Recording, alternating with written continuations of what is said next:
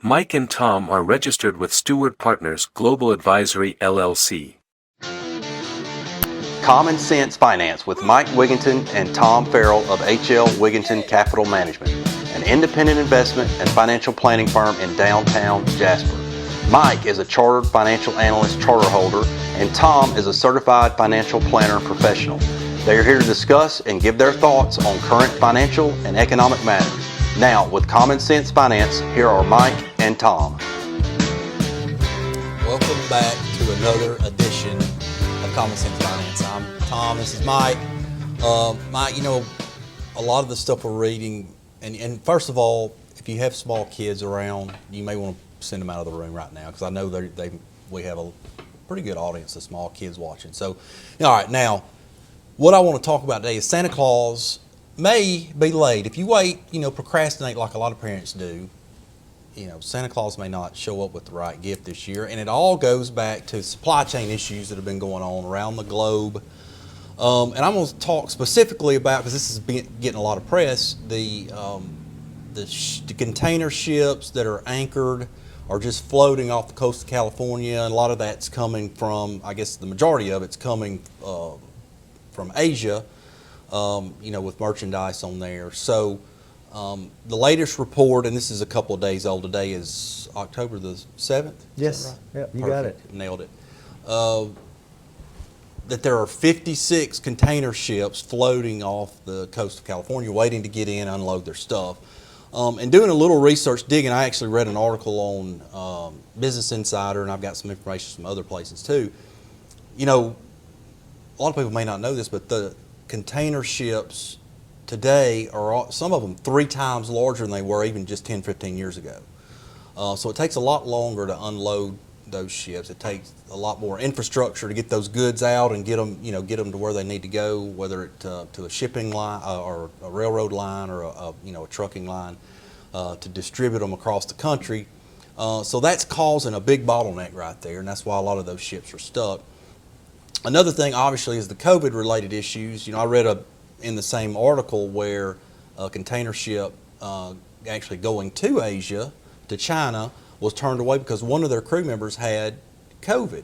So the ship had to turn around and go back to its original port, reload a new crew that they tested and didn't have positive COVID cases, and come back. It cost 2 months on that route. So things like that are happening all over the place, and that's why there's a shortage of things right now, and that probably will continue for the foreseeable future. Who knows how long it'll last for sure, but those are some things that are going on right now.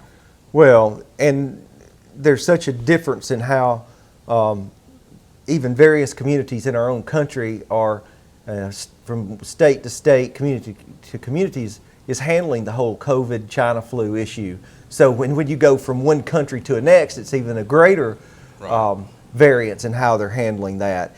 And you don't always get, you think we don't, and I certainly don't think we get good reporting, but that's something I've railed about for years and years. But for sure, out of China, look, we had, out of China, you don't get things are quieted down, and I'm not saying that doesn't happen everywhere, right? But for sure in Asia, it's all about saving face, and with some of our clients and our business folks who actually do business out of that, they receive goods out of China. Their folks there 3, 4, 5 months ago, beginning of the summer, were saying, "Hey, look, if you better take a look at your inventory needs, because things are shutting down here again."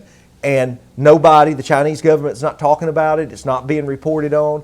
So it gets back to something we talked about in the office on a regular basis, that this whole supply chain issue is far, far from being fixed. Oh, yeah. And we're going to continue to feel those ramifications, in my opinion, quite a ways into the future.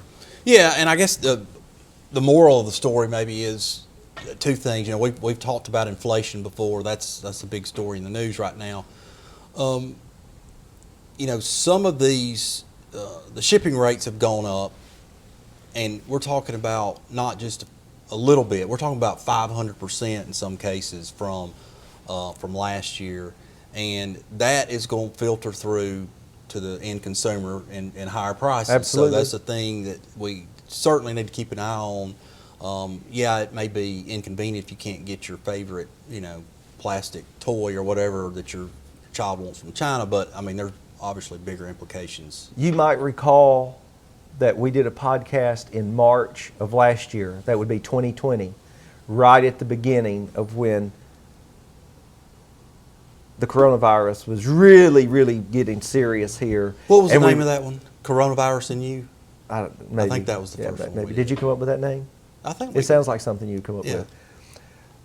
But we talked about a report for some commercial insurance carriers that were telling their customers that it's not going to be a matter necessarily of whether you can find it or not, but if you can find it, you won't be able to afford it. Right. If you remember that. Yes. So that obviously has happened. It has, That came for about. sure. And then the other thing too that I like to point out to people, not everything's a matter of opinion, okay? And we have to.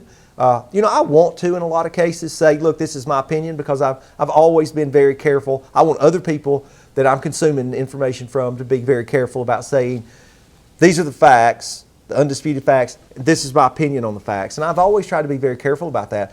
But not everything's a matter of fact. Some things are observable. And when I say, when we talk about things being observable, they can be measured, they can be counted, okay? And just like container ships, how many come through the port in a day? Los Angeles and Long Beach are the two busiest shipping ports in this country. We can count them.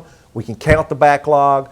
These are sorts of things that, hey, when you're looking at this level of data, that you can plan on with a high degree of certainty that you're going to run into these problems we're talking about. Yeah, you're going to have shortages and you're going to have increase in prices. So anyway, that's something to keep an eye on and to look at for the future. Other than that, we will follow that a route.